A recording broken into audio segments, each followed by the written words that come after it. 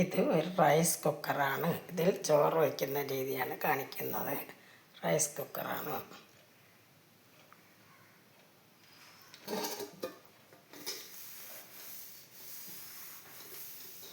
ഇതിനകത്ത് ഈ പാത്രം വയ്ക്കുക. അതിനകത്ത് ഒരു അരിപ്പുണ്ട്, അത് വയ്ക്കണം. വെച്ചിട്ട് 2 നാഴി അരിയാണ്.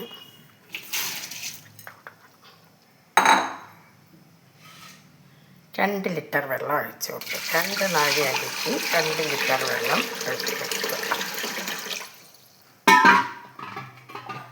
ഒഴിച്ചിട്ട് കുക്കർ അടച്ച് വയ്ക്കണം.